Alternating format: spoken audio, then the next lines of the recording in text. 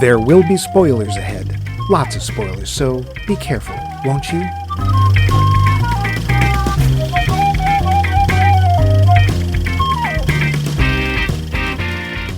Welcome to another in our series, You Haven't Seen That, Part 2. This week we're grooving on the good lovin' of Lawrence Kasdan's The Big Chill, which Mike had never seen before. Nope. How did I know that? Why, I heard it through the grapevine. Do you think that's strange of Mike? Well, tell him right now. Watch his face turn a whiter shade of pale. Wouldn't it be nice? Now, we've got a lot of the weight to carry in this episode, and while there may be a bad moon rising, Mike and I ain't too proud to beg you to listen to this episode. I'm your host, who can't always get what he wants, Max Levine, and over there, waiting for the midnight hour, is your host, Mike Luce, who feels like a natural woman. So, let's bring some joy to the world. Mike, do you second that emotion? I will hurt you. And I will find new ways to do it.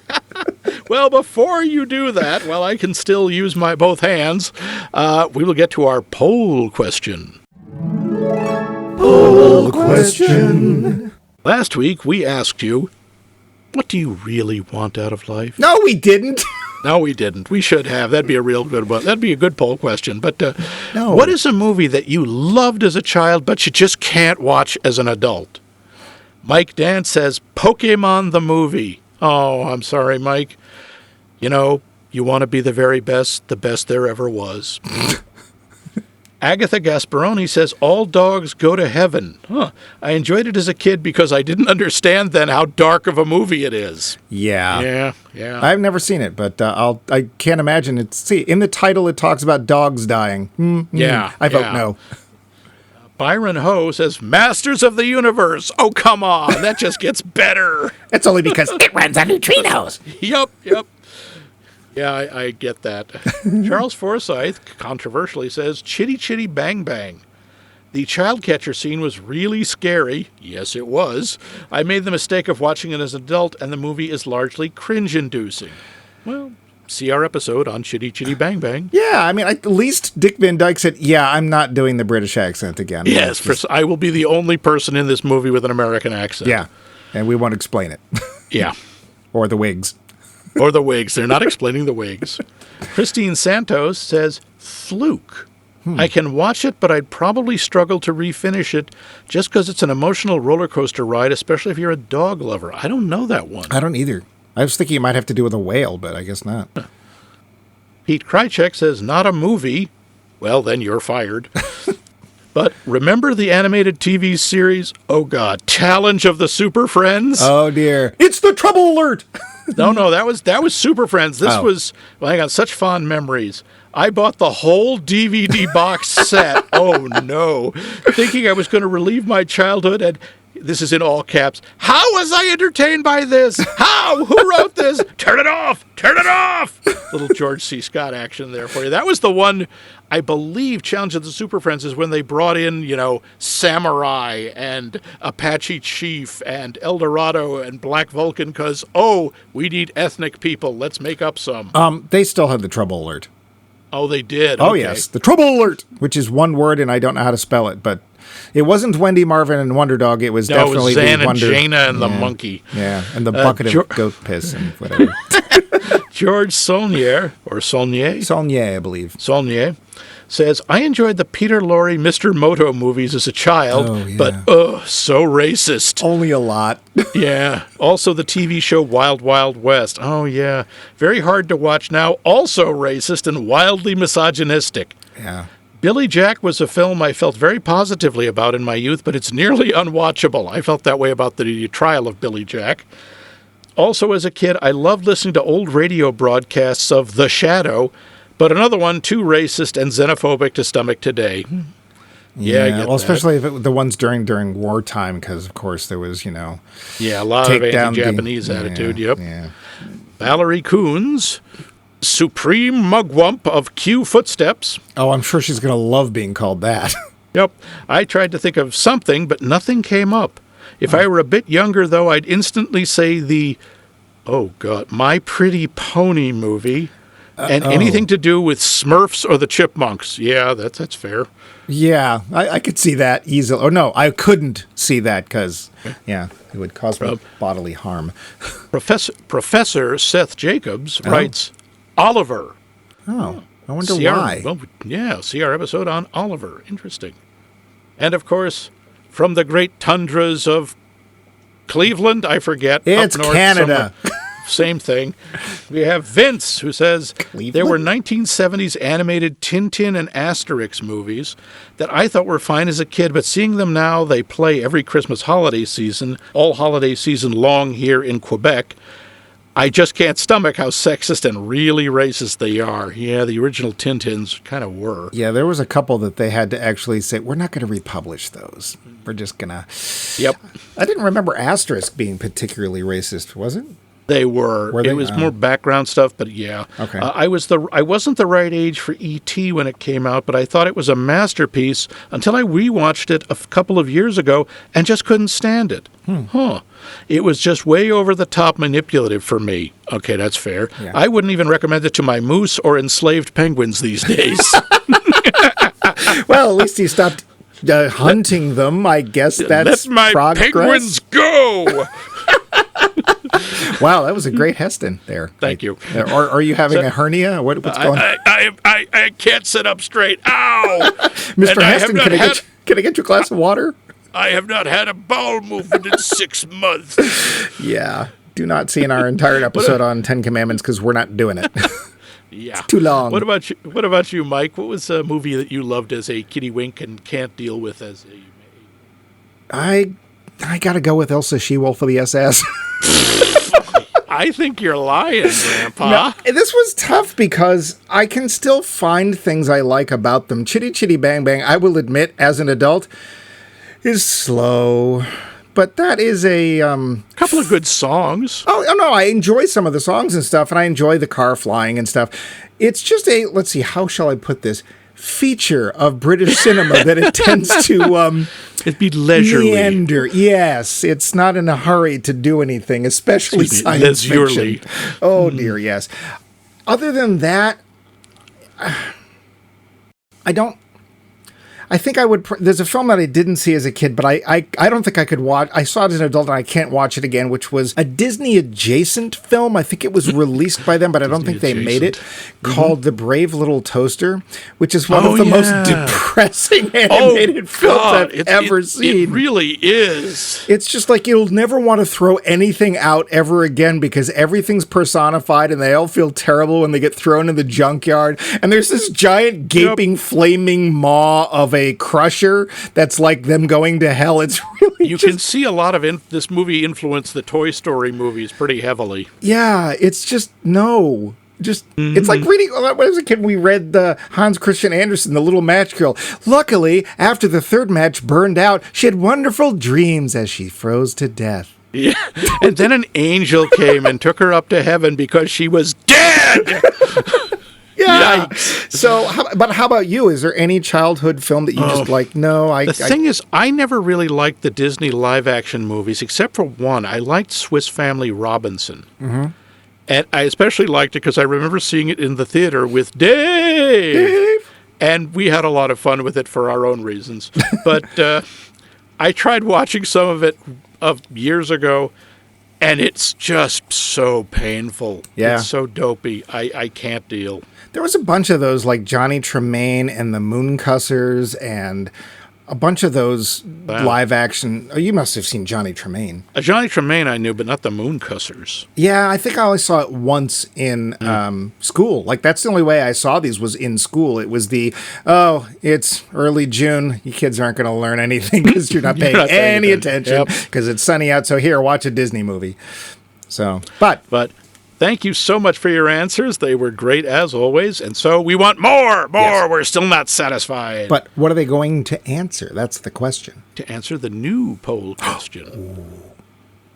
A lot of people think of this week's movie, The Big Chill, as a movie that defined, or at least summed up, a generation. What movie do you think is a defining movie for your generation? What movie just says, yep, that's my generation's movie? As it were, talking about my generation, if you will. No, I won't, because it wasn't in the soundtrack. Dang. I don't know if that would have come out at that period, but No. we will let you know how to respond to this for any of you who don't know already at the end of the show. There might be new people. Before we get to the big chill, we do want to read a response from our own very scholarly Adam Mark, who had issues with our Goonies review. He did? He did, and he responded, "You both were born 50, apparently, or else initiated your adulthoods by trading in your sense of adventure and wonder for hearts of ice and stone. If I could feel anything, I would be upset." Are you ice or am I ice? I think I'm ice, but I love this movie. As you reference in your podcast, you too imagined yourselves discovering mysteries and having adventures in your young years. Far in the distant past. That was me. I'm stone. Yeah, this film presents a story where disaffected and powerless children actually discover the proverbial pirate map and the buried treasure that will save the day and all the rest of it. It's an interesting companion to Raiders of the Lost Ark, 1981, which envisions a similar mystery-turned adventure beyond anyone's initial guess. The Goonies is an escapist wonder where kids are irreverent and brave, villains are truly villainous, and every twist and turn presents a new challenge of horror. I think the film's enduring appeal boils down to the viewer's yearning for childhood. The film is an allegory. Just as the Goonies fight to save their homes and thus their friendships, the viewer seeks to recall their youth, regather their own childhood crew, and the simplistic good/bad morality and boundless optimism and more forgiving knees that we all imbibed back in the day. He's not wrong. I get the critique that the film's tone sometimes shifts, but the film is not meant to be a serious Schindler's List slog. Good. There is almost a touch of magical realism to it, where the artifacts of the attic and the stormy skies outside the former windows fan out into an amazing treasure trail that only the horizons of your own imagination can limit. The dialogue is sharp and witty, but never cruel. The kids are all absolutely delighted to be there, and the film's score is one of my absolute faves. Goonies never say die. Wow. Well, thank you, Adam. That was I don't know if I agree, but that was very well reasoned and very well presented. Yeah, I will say the same thing. And here's the other thing about our show, if you haven't figured this out, and I'm not aiming this at Adam, I'm aiming this at anybody who might listen in. This is just Max and my opinion. That's all. Yeah. This doesn't mean we declare this film bad. We declare blah, blah, blah. We declare we found this film lacking. And I'm going to stand by what we said because all of the things that Adam found in this or says that this film should be could have been done in a better fashion, in our opinion.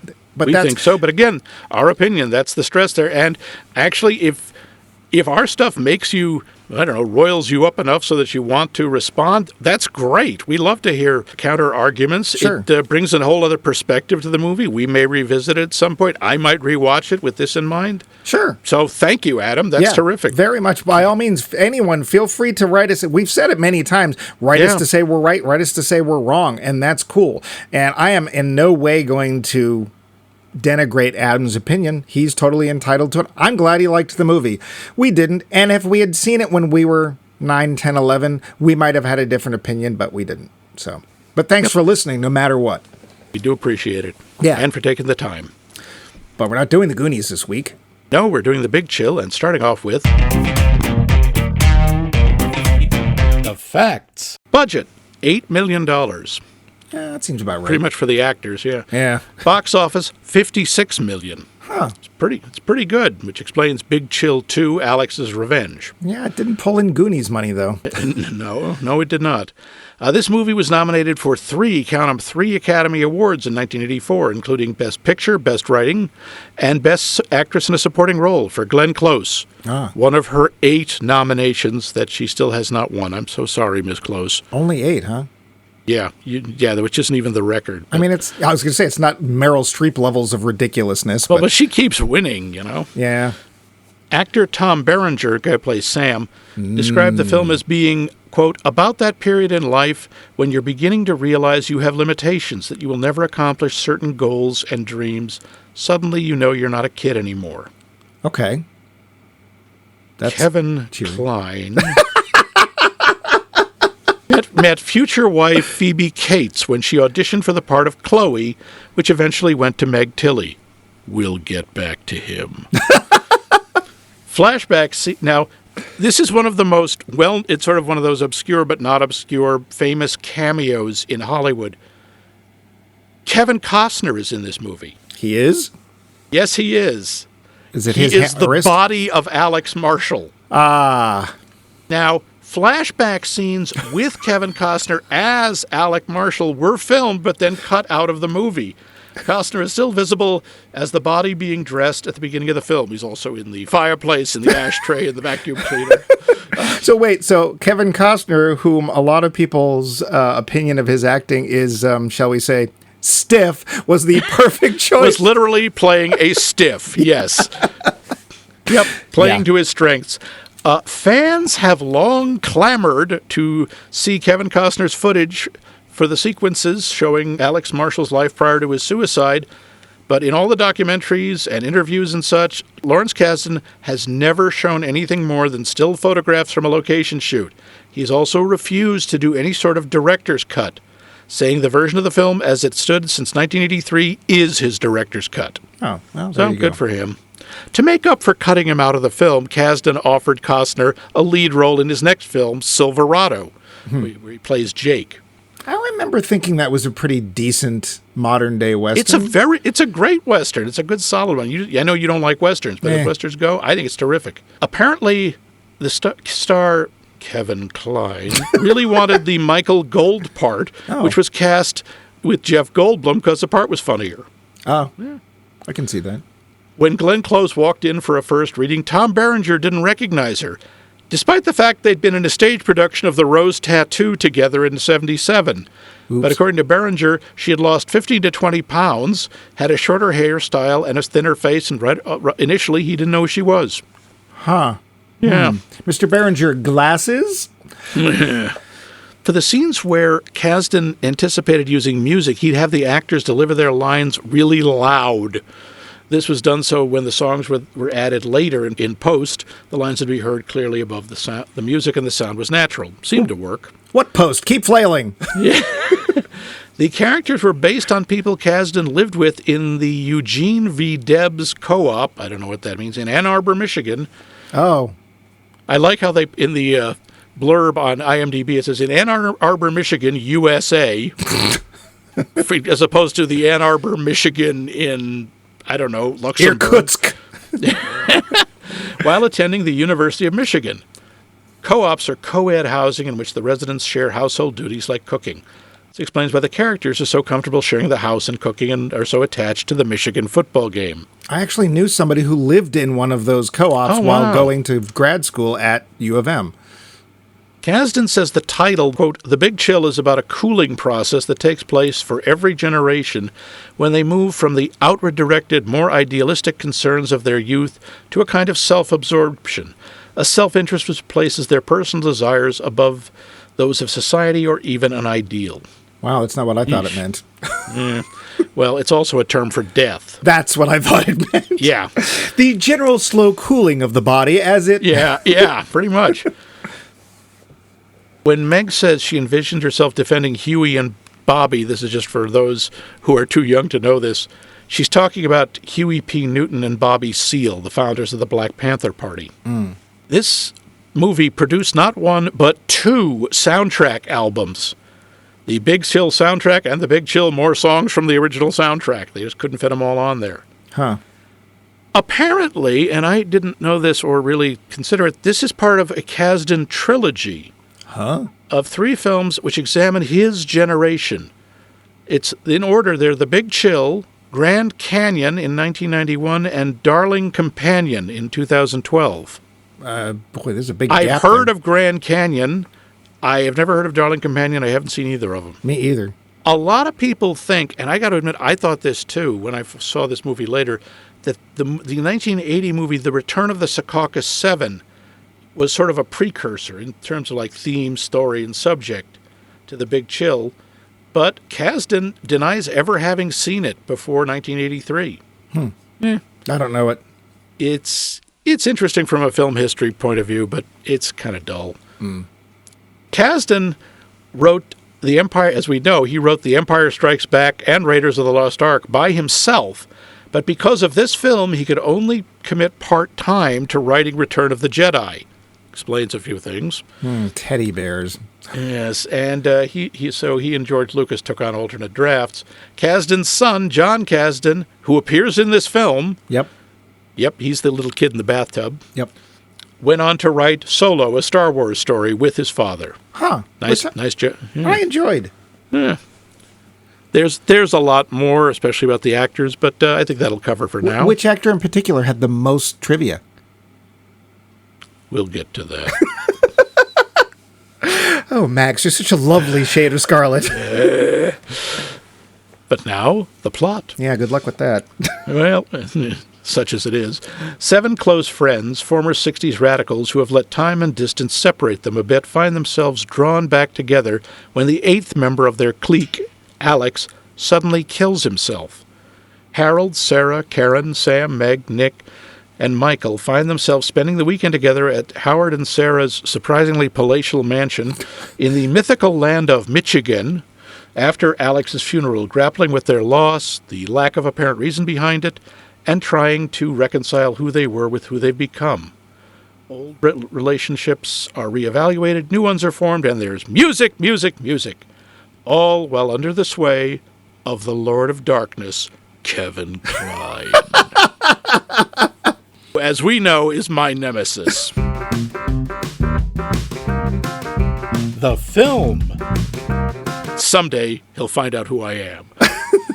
Is that the plot then? That's it. That's the plot. So, wait. This film is supposedly taking place in Michigan? Yes, it is. I'm going to go with no.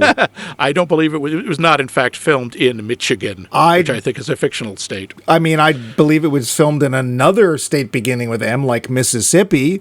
Yeah. Like all that moss hanging from the... Like, isn't this a house from The Help? I swear it is. No, this is a house from... it's from a movie called The Great Santini. It's the same... And that takes place in the South. So, yes, this is somewhere in the South. I think it's Virginia. I mean, it's not even southern Michigan. No. Because that's kind of where I But live. Kaz didn't really like the house. We don't have hanging Spanish moss here or live oaks. Wow. I mean, does it ever actually say they're in Michigan? Several times. They talk about it a lot, like they went there, but... That's why they're so invested in the Michigan game. That's why the cop knows it's the halftime for the Michigan game. No, they say they are in Michigan. I have to vote no. Yeah.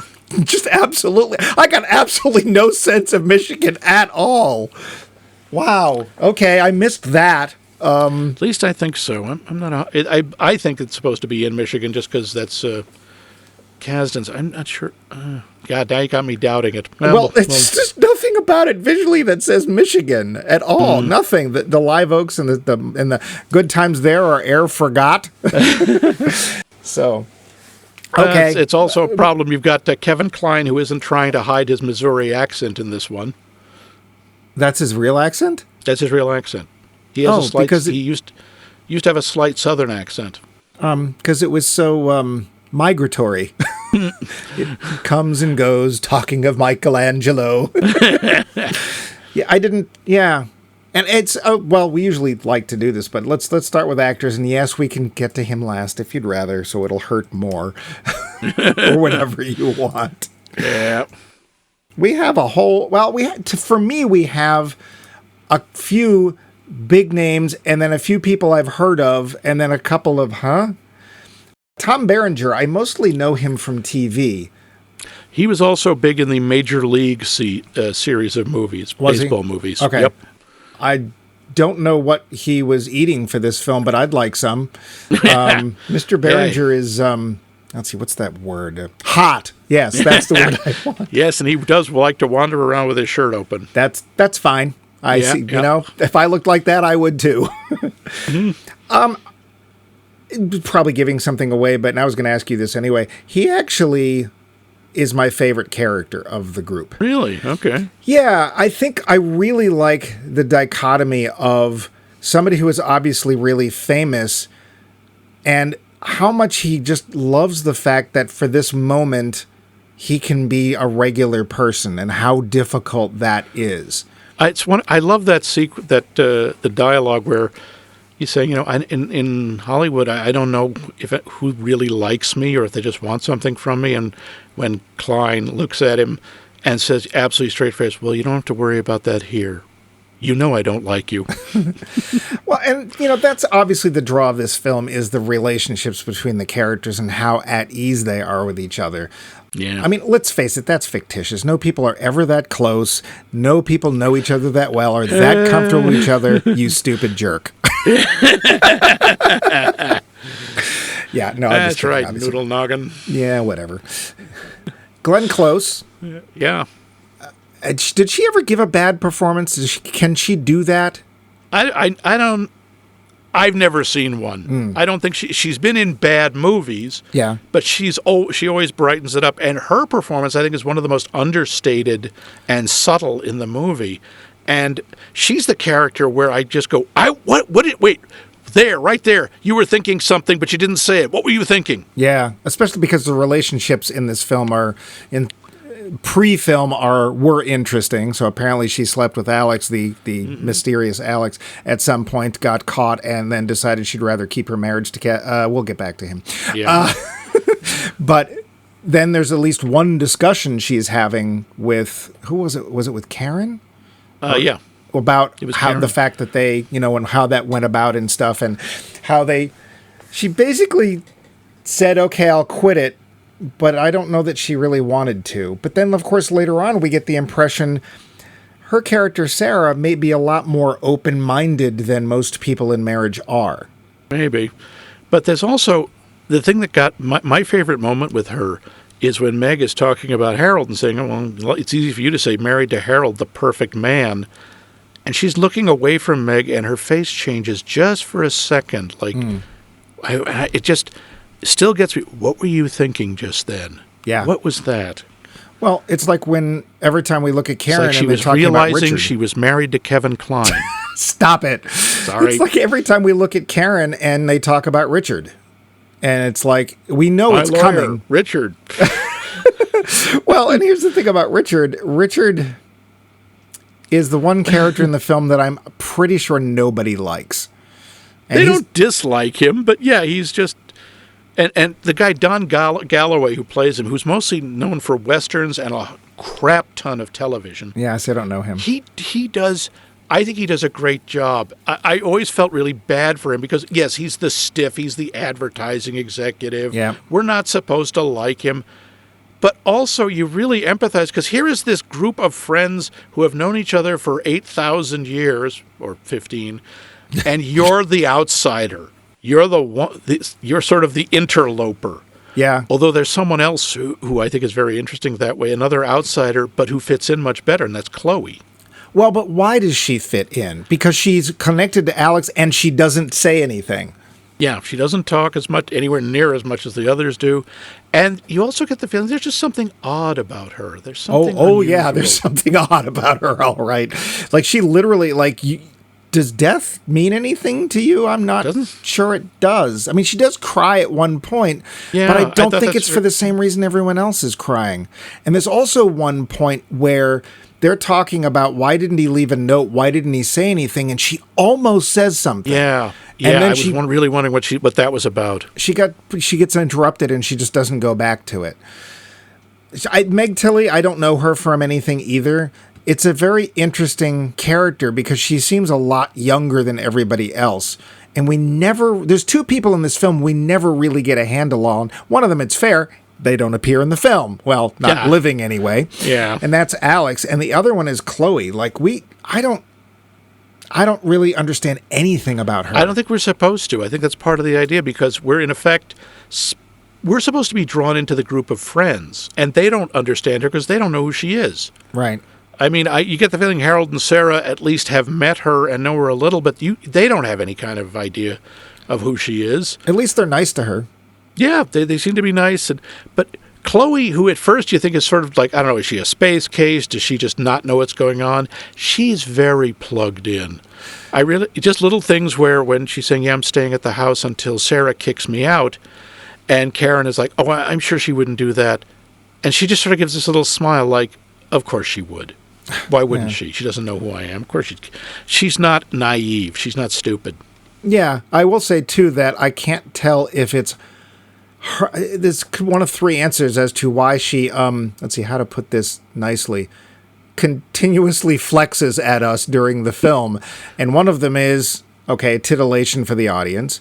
One is she literally has no idea what's going on and why this might be something that might attract attention. Or three, she's trying to attract attention.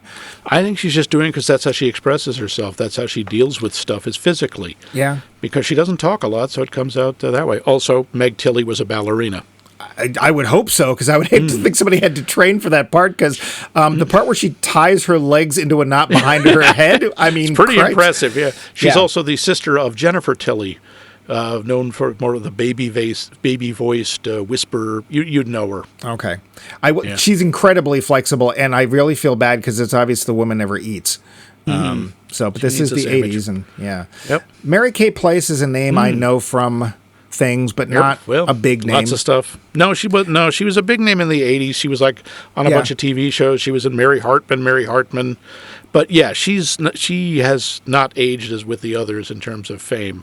But she does a solid job, I think, as Meg. Meg, you know who she is. Yeah, and of course, Meg will have a very interesting relationship with, we'll get to him later on. And I like the way they deal with the fact that she wants to have a child and is trying to choose somebody amongst her friends because she's like, look, I can't find a man that I actually want to marry, but I really want a child.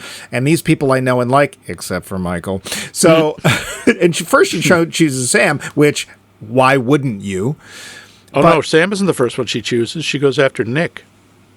No, she can't go after Nick because Nick can't. She didn't know Oh, that. that's right. Why am I the last to know? Yeah. I don't know why she would have chosen Nick, quite honestly, but we'll get back to him. William too. Hurt, man. Come on. Yeah, but William Hurt's in this, so. She chooses Sam, and Sam turns her down, which actually endeared me to him even more because he's like, yeah, look, you know what? I know me. I'm going to get bored. It's not. Oh, that's with Karen, but Yeah. he says, I'm not going to stick around. Well, he said, and she says, I don't need you to stick around. But he says, yeah, but bringing a person into this world, I can't just do that and then not be there. Yeah. So her position's interesting, and even more interesting is what happens when you see Sarah's mind change, because her kids want to talk to Auntie Meg, I guess, on the phone. She sees how good she is with them. And she's like, you know what? This person deserves a child. And as I said, I think Sarah is meant to have a polygamous nature to her. Maybe. And is like, you know what? I understand we have love for each other. I know that my husband, who will probably find this odd, has love for you as a friend. So yeah, why don't you two go ahead and go make a kid? Because, we have William Hurt, a lesser-known actor. I think he did a couple of commercials before this. Yeah. Now we got another Oscar nominee in here. That's William Hurt. And I think he does a great job as Nick. I mean, this is a very different kind. Usually he's more of an authority figure or some such. But here he's this damaged, cynical, bitter guy. Yeah.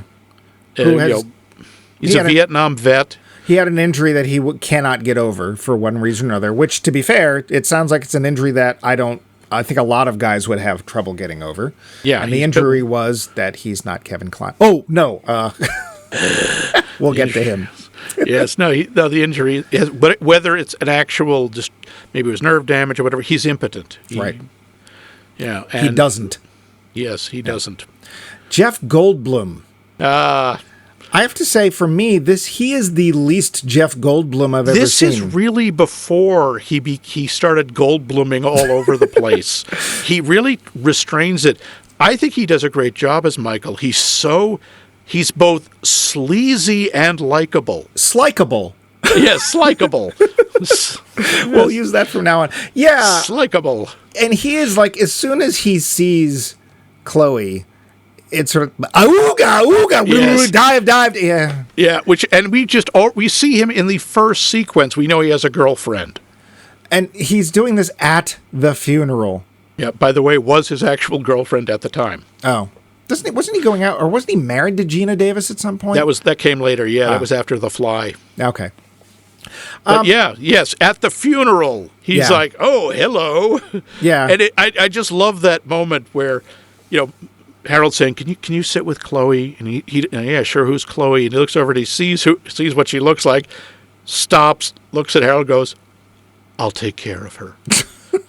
And thankfully, Chloe has enough whatever to basically go, no. Yeah. Yeah, and he keeps after her, and she Yeah. sort of like, "Aha, that's nice."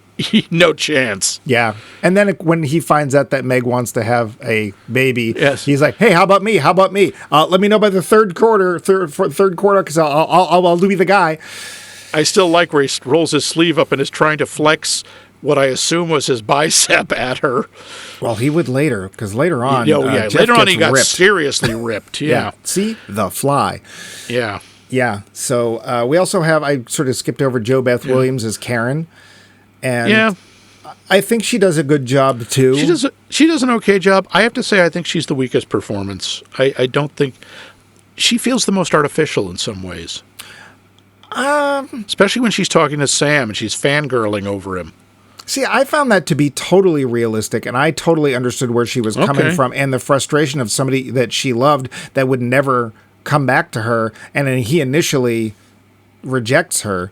Although the ending with them is really strange. I can't tell if she means what she says, and that's like, oh, I can't wait to go back to my husband and the boys, or she's just saying that so the other people don't know that she does plan to take them and go to Los Angeles and be with Sam. I don't think so. I think it was more she's been having this whole fantasy about Sam and this whole idea of what it could be like, and then she experiences the reality and is like, okay, time to go back to real life. And see, that's where I can't understand it.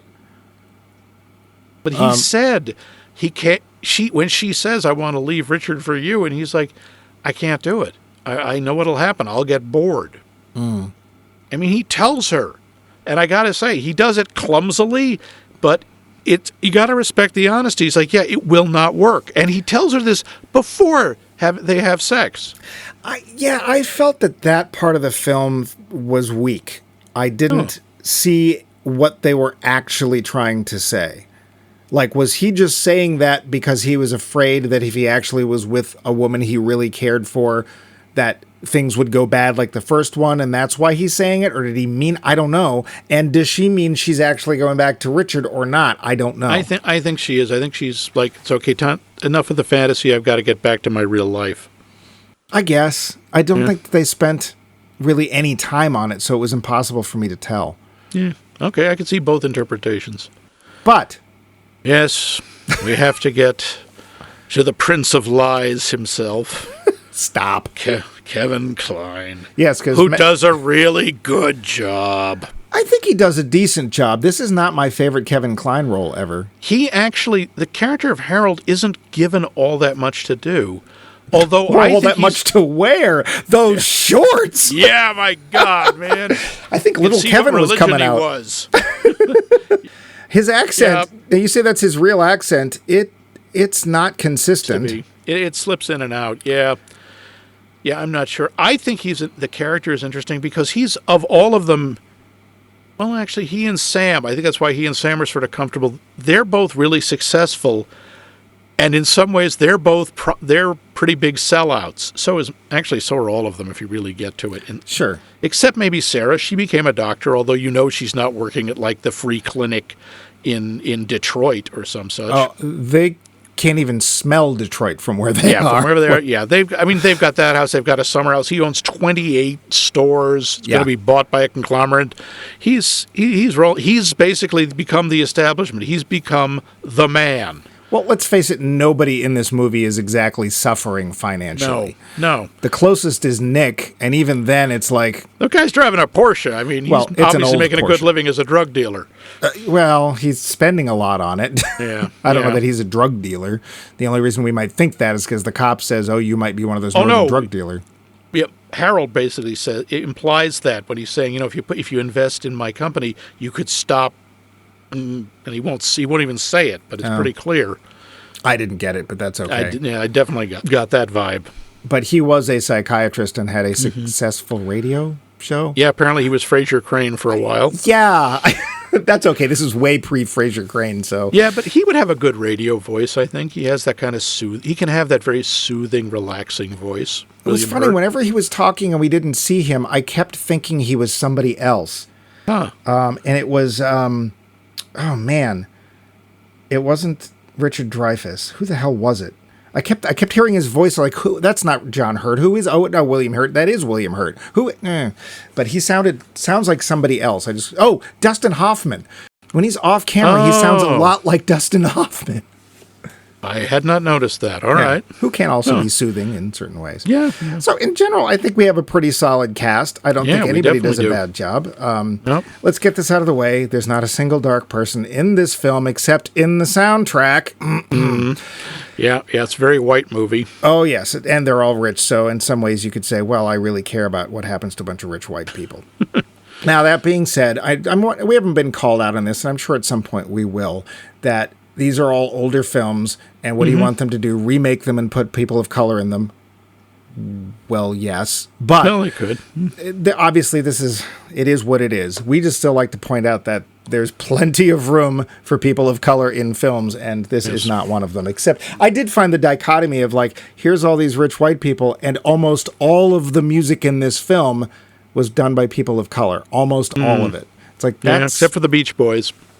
the band who does Bathroom on the Right, I don't think they are either. Oh, that's right. And The Wait was done by the band, and they're white. But really, most of You got Marvin Gaye, you've got Smokey Robinson. Smokey Robinson. Thank you. But it's just like that's the thing. Let's talk about the soundtrack.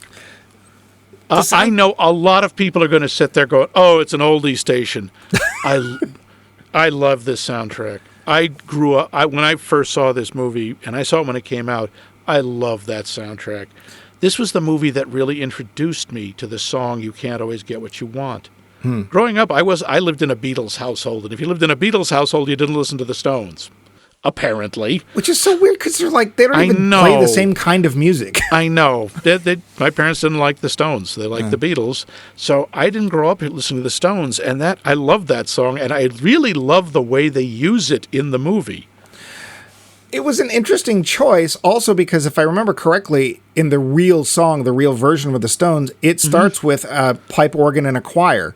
It starts with the Mormon Tabernacle, the Vienna Boys Choir singing the opening. And in here, it's the song they're playing for the pallbearers because it was one of Alex's favorites. And they start off with Karen playing it on the pipe organ, and in a seamless segue, they move it over into the actual song. Yeah, which is and a lot I really more fun. liked, and I also loved the reactions when they start because the first 3 bars, and you know what that song is. The first 3 notes, you know what that song is. It's very recognizable. And all of his friends, when they start playing, they all smile and nod. Like, yep, this is Alex. Yeah. I like that. Although it was so weird, the way that people talk about him, the person that seemed to actually know him the best was the priest. Well, the priest said he didn't know him. I know, but the way he talked about him, he went from job to job and all this stuff, and it was just like, well, because Harold told him they interview the best friends at those things, so they have something to talk about. Sometimes they do, sometimes they don't. I've been to funerals where it's like, so and so was this thing, and it's like, he was? I don't think so. So, the music. It is a great soundtrack. I will not say it isn't. They picked the best they could, most of it from Motown. That being said, there's some times when the music is almost too on point.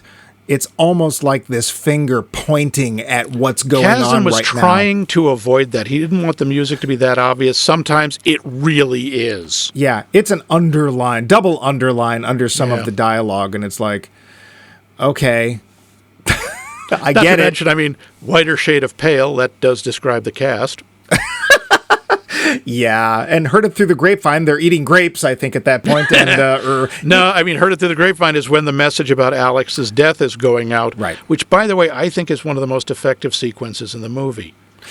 The juxtaposition of the dressing of the corpse, which I remember very vividly the first time I saw this, I couldn't figure out what was happening. I thought it was some guy getting dressed Right, I got suspicious when you see the hands have red nail polish, and the angle that the pants are being buttoned is weird. And I really wasn't sure. I thought, oh, wait, is that? And then you see that brief shot of, as they're pulling the cuff over the wrist, Right. those three neat little parallel lines. And they're like, oh. Instantly, you know what's going on and what happened to him. Right. I think that the opening is really effective. Yeah, it is. Well, it sets the stage because this film is very interestingly paced and pasted. Well, it's linear, but it's not. The way it cuts between things really gives you, or doesn't give you, a sense of time passing. Like, scenes don't necessarily lead to scenes. There will be scenes where there are characters literally doing one thing. They're doing this thing. And the next scene is that character with a totally different character walking off somewhere else, having a conversation. Yeah. It's a very interesting way of cutting the film. I think it's really, I agree. I think it's interesting, and I think it works. It gives a sense that this weekend for them is a weekend out of time.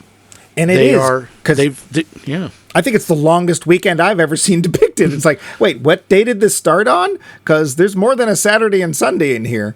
It's obviously the first time they've been together, all of them in one place in years. They're in some ways falling back into old patterns, and it's like they've traveled back in time, or they want to travel back, except they can't, because they're different people than they were in college. You see, Michael, who was wanted to be a crusading reporter. What is he now? He writes for People magazine. Yeah. And well, somebody has to. Meg, I think, is the most honest about it. She says, she's worked in an inner city as a public defender, and she's referring to her clients there as scum. And then she becomes a corporate lawyer because the offices are cleaner. I actually have to say that my two favorite quotes come with Jeff Goldblum's character, Michael, and one of them, they're talking about how he has to write articles that people can read while they crap. Yes. And somebody points out, well, people read Dostoevsky on the crapper. He's like, yes, but they don't can't finish it. But my absolute favorite quote of the film, the only thing that actually made me laugh out loud, is a point where he says, that's what's great about the outdoors. It's one big toilet. I still like where he's talking about rationalizations with Sam. He's saying, yeah, rationalizations are more important than sex. And Sam's like, nothing's more important than sex. He goes, oh, yeah? Have you ever gone a week without a rationalization? Yeah. Damn, he's got a point. What point? How should I know? My head hurts. And he's French. No. There's a couple of things that I did want to ask, though. Who's Alex? You got to be a little less existential. What do you mean? I don't. He's a friend of theirs from Alex. Okay, who is he? Who was he to these people? He was part of their group of friends. He lived in the co-op with them. He was apparently very brilliant. He got a fellowship. He was another 60s radical, like them. They were pals. Okay. He drifted from job to job. Eventually, he settled down in that little fix-em-up cabin of Harold and Sarah's. We don't know much about him. No. Beyond that, we know they loved him. We know Sarah had an affair with him only a couple of years ago. Do we know they loved him? Or we know because no one was really in contact with him. They love him now that he's gone. Yeah, they were. Of course they were. That's one of my favorite moments is Meg saying, the last time I talked to Alex a couple of weeks ago, we had a fight and I yelled at him. And Nick just says, that's probably why he killed himself. Which, quite honestly, I know it sounds smart-ass. That's exactly the right thing to say. Because that's exactly what she's thinking. Oh. Because that's in her head, and he's pulling it out and making her realize how silly that sounds.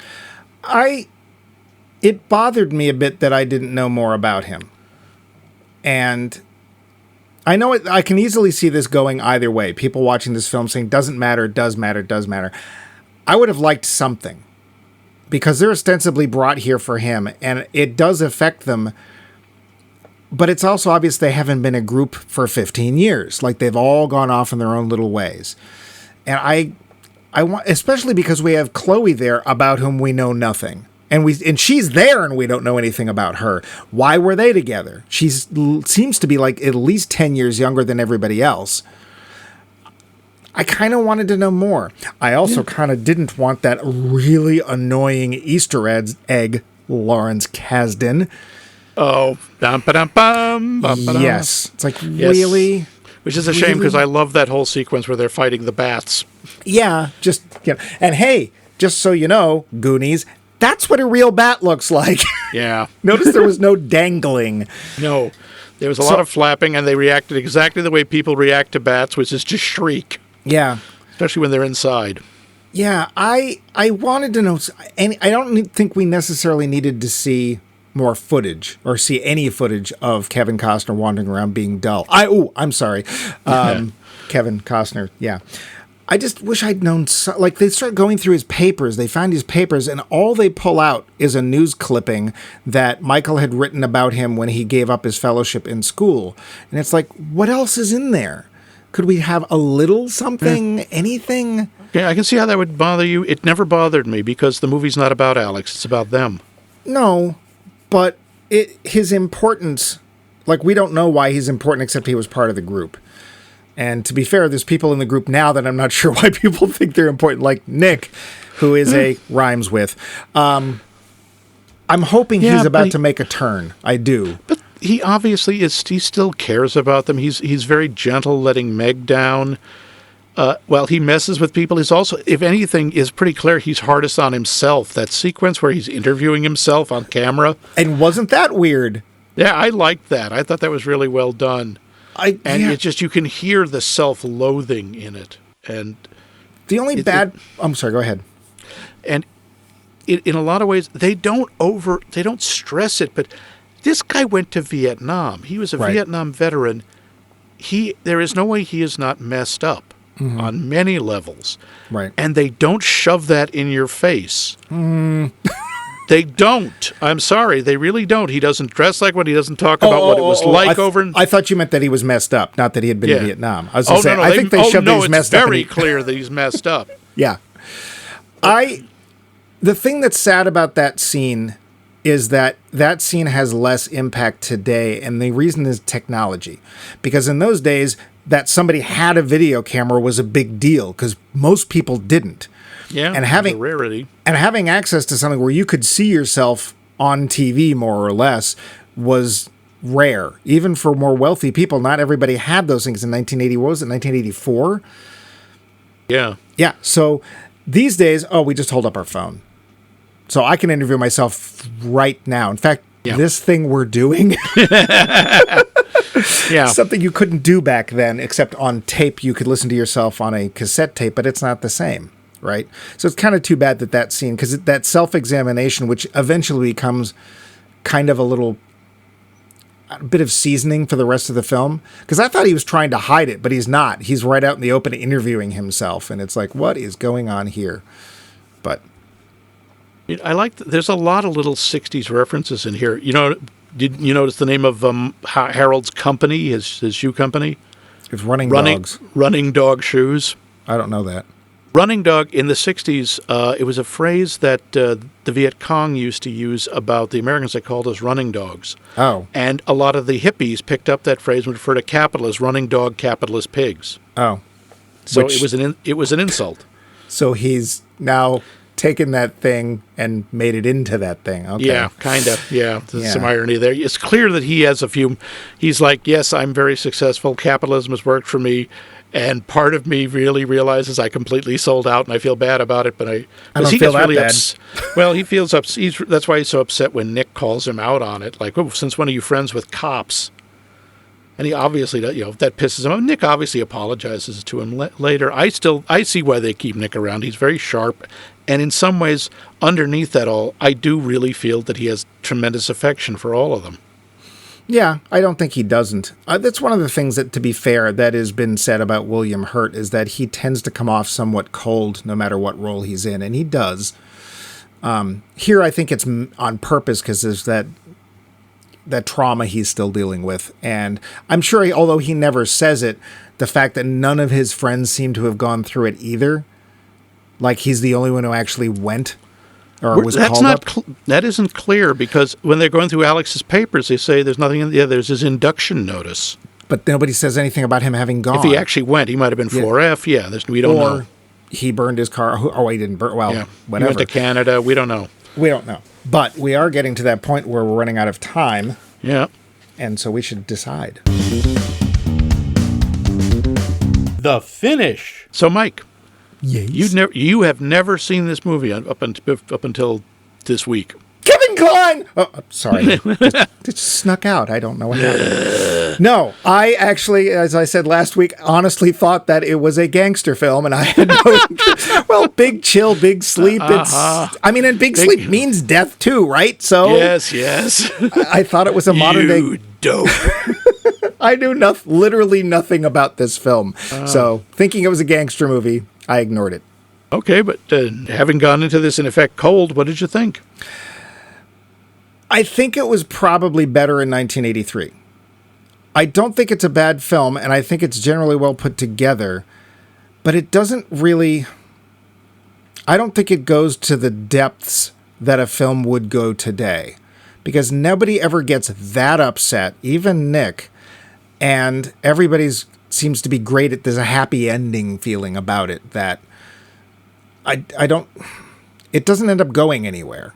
Really. The only thing I can say is I think Nick is maybe aiming at something better in his life. I'm not going to say recovery because that's not really fair. But everyone else, well, and of course Meg's going to get her baby, so that's fine. But it's like nobody else was really, I don't know.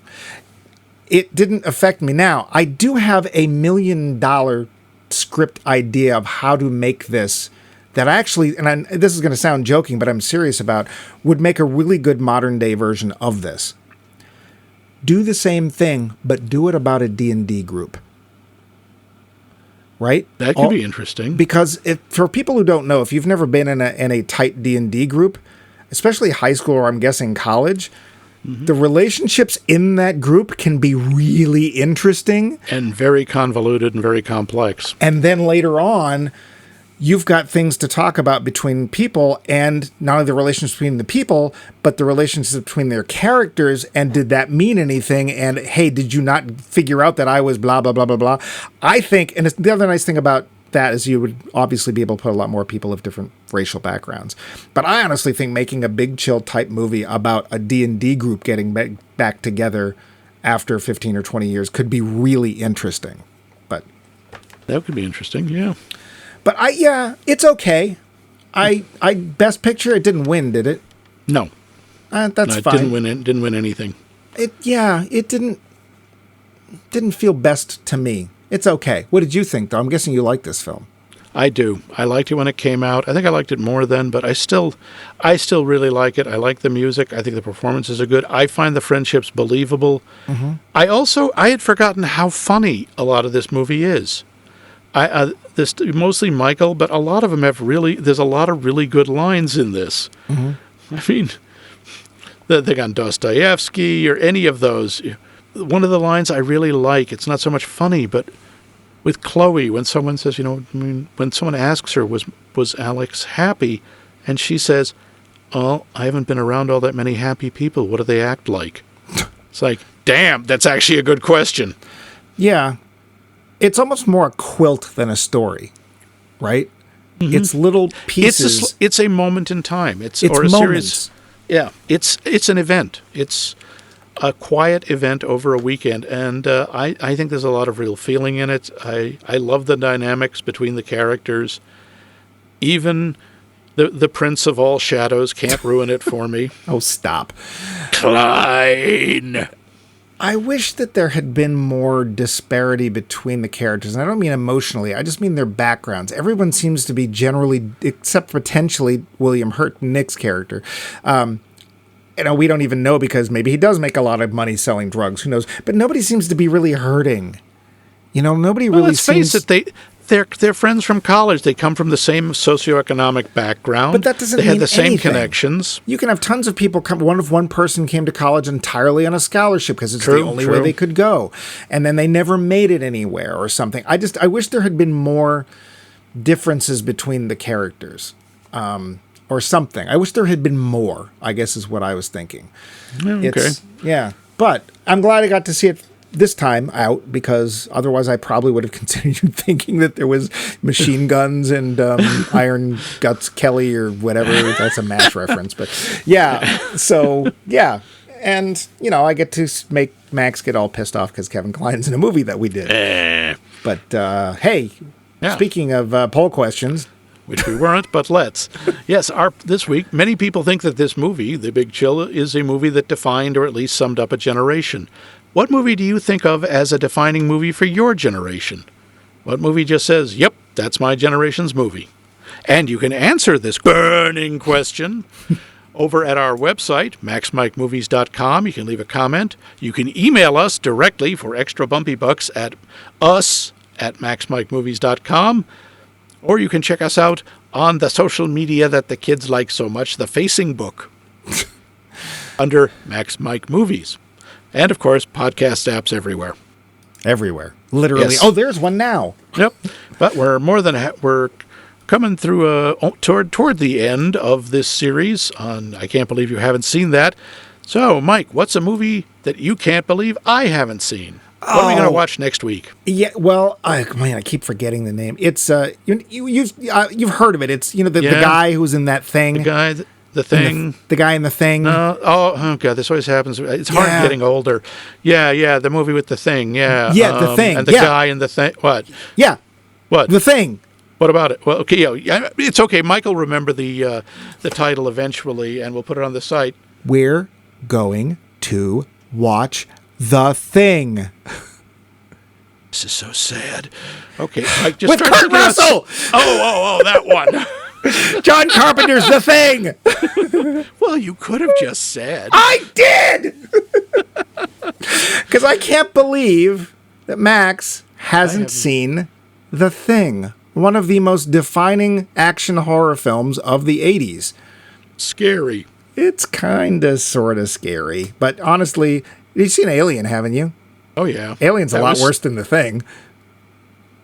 Well, that's not very comforting. Alien scared the crap out of me. Well, Max, Right. I can suggest I'll get my that, Depends. I was going to say, either that or watch it on the toilet, because whatever you do, make sure to finish Dostoevsky. And join us next week for The Thing. Which eventually Mike will remember the name for. Huh?